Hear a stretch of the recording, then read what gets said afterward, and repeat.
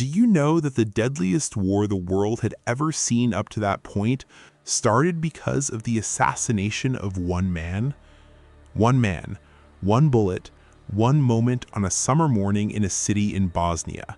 And within 6 weeks, the major powers of Europe had declared war on each other, mobilizing armies of millions of men who would spend the next 4 years killing each other in the mud of Belgium and France. The soldiers who marched off to war in August of 1914 were told it would be over by Christmas. Some of them were still in the trenches 4 years later. Many of them never came home at all. This is the story of how the world went to war, how a single assassination triggered the most complex and catastrophic chain of events in modern history, how empires fell, maps were redrawn, and the modern world as we know it was born out of the mud and blood of the Western Front. This is the full story of the First World War. The world before the war. To understand how a single assassination in Sarajevo could drag the entire world into 4 years of total war, we first need to understand the world that existed in the summer of 1914, because it was a world that had been building toward catastrophe for decades without fully realizing it. Europe in 1914 was the most powerful and most prosperous continent on Earth. The great European empires, Britain, France, Germany, Austria-Hungary, Russia, and the Ottoman Empire, between them controlled approximately 84% of the world's surface through their colonial possessions. European science, European industry, European art and culture dominated the globe. It was, by almost every material measure, the apex of European civilization. But beneath the prosperous surface, the continent was a powder keg, and it had been constructed as a powder keg, piece by piece, over the preceding 40 years by the interlocking system of alliances. Europe had divided itself into 2 armed camps. On one side was the Triple Entente, Britain, France, and Russia. On the other was the Triple Alliance, Germany, Austria-Hungary, and Italy. These alliances were defensive in theory.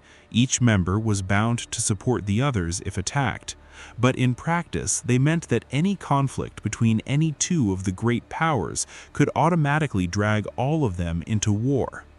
Germany had been building a navy specifically designed to challenge British naval supremacy. Britain responded by building more ships.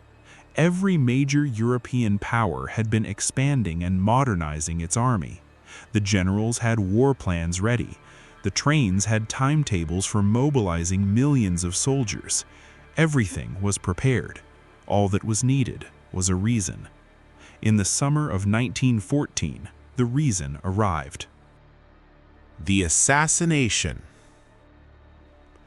On June 28, 1914, the Archduke Franz Ferdinand, heir to the throne of the Austro-Hungarian Empire, arrived in Sarajevo, the capital of Bosnia, for an official visit. Bosnia had recently been annexed by Austria-Hungary, and it was a contested, tense, politically volatile territory. Serbian nationalist groups who believed Bosnia should be part of a greater Serbian state were deeply hostile to Austro-Hungarian rule. 6 young Bosnian Serb assassins had been positioned along the Archduke's motorcade route through Sarajevo, each armed with bombs and pistols, with instructions to kill Franz Ferdinand. The first attempt failed. One of the assassins threw a bomb at the Archduke's car, but it bounced off and exploded under the following vehicle, wounding several people. Franz Ferdinand's motorcade accelerated and reached the town hall, where a reception was held. After the reception, the Archduke decided to visit the people injured in the bomb attack at the hospital. His driver, unfamiliar with the changed route, turned onto the wrong street. He was told of his mistake and began to reverse. The car stalled. And there, on the street corner, entirely by chance, was Gavrilo Prince, one of the 6 assassins who had assumed the operation had failed and had stopped at a nearby delicatessen. Prince raised his pistol and fired twice. The first bullet struck Franz Ferdinand in the jugular vein. The second struck his wife Sophie in the abdomen. Both died within the hour. Gavrilo Prince was 19 years old, and in those 2 seconds, he had set in motion a chain of events that would kill 17 million people. The July Crisis. The assassination of Franz Ferdinand did not automatically cause a world war. What caused the world war was what happened in the 37 days that followed, a period historians call the July Crisis, during which every major European power made decisions that individually seemed defensible, but collectively produced catastrophe. Austria-Hungary blamed Serbia for the assassination and saw the crisis as an opportunity to crush Serbian nationalism once and for all. But Austria-Hungary was not prepared to act without knowing that Germany would support it if Russia intervened to protect Serbia. Austria-Hungary's foreign minister went to Berlin and asked the German Kaiser Wilhelm II for backing. On July 5th and 6th, Kaiser Wilhelm gave Austria-Hungary what historians call the blank check, an unconditional guarantee of German support regardless of what Austria-Hungary decided to do. It was one of the most consequential decisions in modern history. With German backing assured, Austria-Hungary issued an ultimatum to Serbia on July 23rd, a document deliberately designed to be unacceptable so that Serbia's rejection would provide justification for war. Serbia accepted almost all of the ultimatum's terms, but not all. Austria-Hungary declared this insufficient and declared war on Serbia on July 28th, exactly 1 month after the assassination. Russia, which saw itself as the protector of Slavic peoples and could not allow Austria-Hungary to crush Serbia without responding, began mobilizing its enormous army. Germany, seeing Russian mobilization as a direct military threat, declared war on Russia on August 1st. France, bound by treaty to Russia, began mobilizing. Germany declared war on France on August 3rd. Germany then executed the Schlieffen Plan, a pre-existing military strategy that called for a rapid invasion of France through neutral Belgium to knock France out of the war before turning to face Russia in the east. When German troops crossed into Belgium on August 4th, Britain, which had guaranteed Belgian neutrality under an 1839 treaty, declared war on Germany. In 37 days, a regional dispute in the Balkans had become a world war. The Western Front. The soldiers who marched to war in August 1914 marched with extraordinary enthusiasm. In every major European capital, London, Paris, Berlin, Vienna, St. Petersburg, crowds gathered to cheer the departing troops. Young men volunteered in enormous numbers. The war was expected to be short, glorious, and decisive. Everyone said it would be over by Christmas. By Christmas, approximately 800,000 people were already dead, and the war had barely begun. The German advance through Belgium and into France in August and September of 1914 was initially rapid. The Schlieffen Plan called for a sweeping movement that would encircle Paris and knock France out of the war within 6 weeks. For a few terrible weeks, it seemed like it might work. German forces advanced to within 30 miles of Paris. The French government evacuated to Bordeaux. But at the Battle of the Marne in September 1914, the French army, reinforced by British troops and famously by 600 Parisian taxicabs that carried reserve troops to the front, halted the German advance. The The Germans fell back to the River Aisne. The French and British followed, and then both sides did something that neither had anticipated, that no military doctrine had prepared for, and that would define the next 4 years. They dug. They dug trenches. The Western Front had been born, and it would barely move, in some places by less than 10 miles, for the next 4 years. Life in the trenches was unlike anything any soldier had ever experienced, or any military planner had ever imagined. The trenches were narrow, cold, wet, and rat-infested. They smelled of mud, rotting wood, unwashed bodies, and death. The constant threat of sniper fire meant that raising your head above the parapet could be instantly fatal. Artillery bombardments lasting days could drive men to psychological collapse. The medical condition we now call post-traumatic stress disorder was then called shell shock, and it was widely considered a form of cowardice. The Great Battles. The commanders on both sides understood that the war could only be won by breaking through the enemy's trench lines. What they failed to understand, or refused to accept, was that the technology of defense had completely outpaced the technology of attack. Machine guns, barbed wire, and artillery could kill attacking soldiers faster than any army could advance. The generals kept ordering attacks. The soldiers kept dying. The line barely moved. The Battle of Verdun began in February 1916. It would last 10 months. The German objective was not to capture Verdun, it was to bleed the French army white, to kill so many French soldiers defending this symbolic fortress city that France would be forced to sue for peace. The French objective was simply to hold.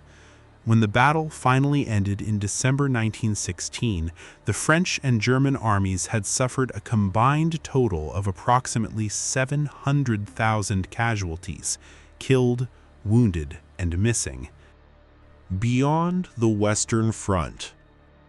The Western Front was the defining theater of the First World War, but it was far from the only one. The war was fought across an extraordinary geographic range: on the Eastern Front between Germany, Austria-Hungary, and Russia, in the Middle East between Britain and the Ottoman Empire, in Africa between European colonial forces, in the mountains of Italy, and on the seas and oceans of the world.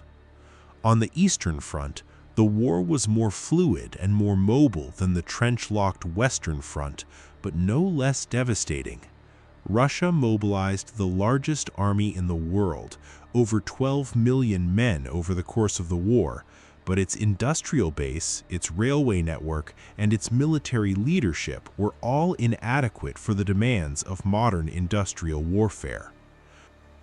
The Gallipoli campaign of 1915, which attempted to knock the Ottomans out of the war by capturing Constantinople, became one of the most catastrophic Allied failures of the entire conflict. The campaign lasted 8 months, cost approximately 500,000 casualties on both sides, and ended in a humiliating Allied withdrawal. At sea, Germany's submarine campaign, the unrestricted warfare policy that targeted any ship, including neutral ones, approaching Britain, proved to be one of the most consequential strategic decisions of the war. When German submarines sank the Lusitania in May 1915, killing 1,198 civilians, including 128 Americans, it moved American public opinion decisively against Germany and set in motion the events that would eventually bring the United States into the war. America enters the war. The United States had declared neutrality at the outbreak of the war in 1914, and President Woodrow Wilson had been re-elected in 1916, partly on the slogan, "He kept us out of war." American public opinion was deeply divided. Millions of German Americans and Irish Americans were sympathetic to the Central Powers, while many others were horrified by German actions, including the invasion of Belgium and the submarine campaign. In January, British intelligence intercepted and decoded a telegram sent by the German Foreign Secretary Arthur Zimmermann to the German ambassador in Mexico. The Zimmermann telegram proposed that if the United States entered the war on the Allied side, Germany would support Mexico in recovering its lost territories of Texas, New Mexico, and Arizona from the United States. When the contents of the telegram were published in American newspapers in March 1917, the public reaction was explosive. On April 2, 1917, President Woodrow Wilson addressed a joint session of Congress and asked for a declaration of war against Germany. 4 days later, Congress voted to declare war. America had entered the First World War. The arrival of American troops in France, eventually over 2 million of them, proved decisive. The collapse. By 1917, the war had been grinding on for 3 years. The populations and armies of every major belligerent were exhausted beyond what anyone had thought human beings could endure. And that exhaustion began to produce cracks in the structure of the war. In Russia, the strains of 3 years of catastrophic military losses and massive domestic hardship produced the February Revolution of 1917. Tsar Nicholas II abdicated in March 1917. A provisional government took power, and in November 1917, the Bolshevik Revolution brought Lenin and the Communist Party to power. One of Lenin's first acts was to begin peace negotiations with Germany. The Treaty of Brest-Litovsk, signed in March 1918, took Russia out of the war, freeing German forces from the Eastern Front to be redeployed to the West. In France, widespread mutinies broke out in the French army in the spring of 1917 following the failure of the Nivelle offensive, a catastrophically costly attack that the French commander Robert Nivelle had promised would end the war within 48 hours. In Germany, the naval blockade imposed by Britain had been slowly strangling the German economy for 3 years. Food was desperately short. By 1918, the average German civilian was consuming approximately half the pre-war caloric intake. Malnutrition was widespread. Industrial production was failing. The home front was crumbling. The end. Operation Gneisenau broke through Allied lines in several places and advanced further in weeks than the Western Front had moved in the previous 3 years. For a few terrible weeks in the spring of 1918, it seemed like Germany might actually win the war. Allied commanders discussed contingency plans for a retreat to the coast. The French government again considered evacuating Paris. But the German offensives, for all their initial success, could not be sustained. Germany had used its best remaining troops in those attacks. Its supply lines were overstretched, and behind Allied lines, American troops were arriving in France at the rate of approximately 10,000 per day. In August 1918, the Allies launched a 100 Days Offensive, a series of coordinated attacks that drove the German army back continuously until November. By October, the German military leadership had concluded that the war was lost. The German Navy mutinied rather than sail on a final suicidal mission. Revolution broke out in German cities. Kaiser Wilhelm II abdicated on November 9th and fled to the Netherlands. At 11 o'clock in the morning of the 11th day of the 11th month of 1918, 11/11 on the 11th of November, the guns fell silent on the Western Front. The armistice had been signed at 5 in the morning, and the fighting continued for 6 more hours while the paperwork was processed, meaning that men continued to die on the last morning of the war for reasons of administrative procedure. The First World War was over. Approximately 17 million people were dead. 20 million more were wounded. The aftermath.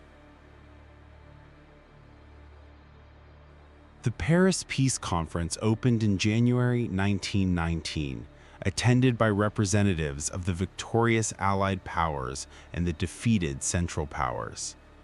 The resulting Treaty of Versailles, signed in June 1919, imposed devastating terms on Germany. Germany was required to accept full responsibility for the war under the so-called War Guilt Clause.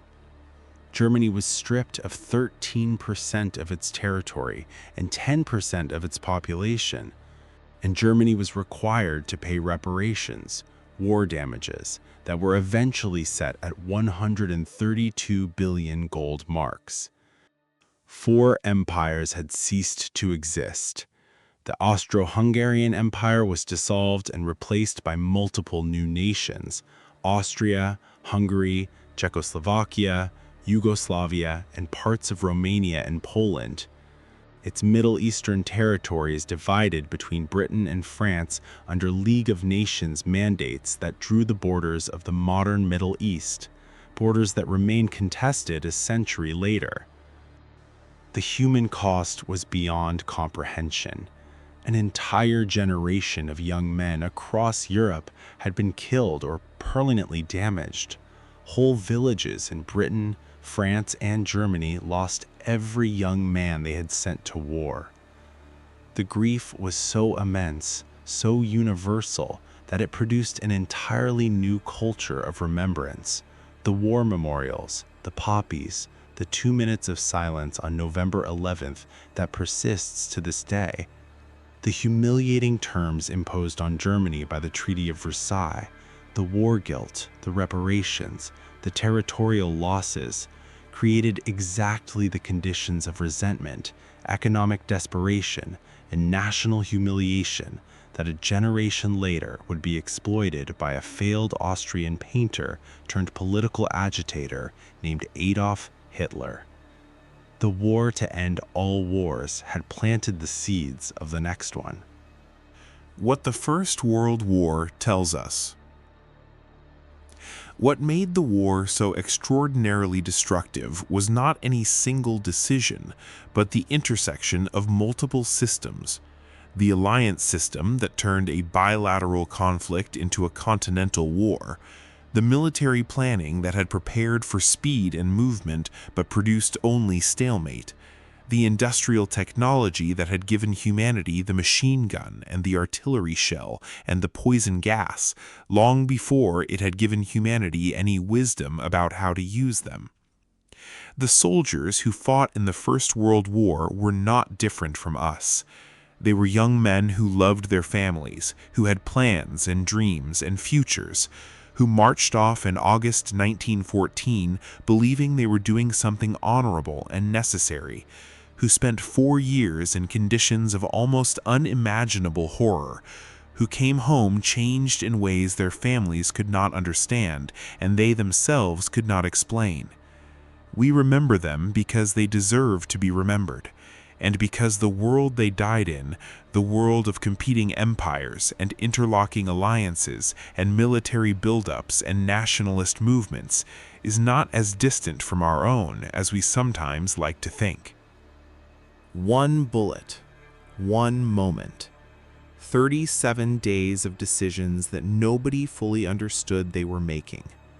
And then 4 years of mud and wire and machine guns, and a grief so enormous that it reshaped the entire world. 17 million people died in the First World War. Their names are carved into memorials in every town and village across Europe and beyond. Their stories deserve to be told. Their sacrifice deserves to be understood, not just as history, but as a warning about what human beings are capable of when pride and alliance and miscalculation are allowed to run ahead of wisdom. The war to end all wars did not end war, but it changed the world forever. And understanding how and why it happened is one of the most important things any person alive today can do. If this changed how you see history, share this video with someone who needs to know. Subscribe to Ancient Curious and hit the notification bell so you never miss a fact that history forgot to tell you. New episodes every week. I will see you in the next one.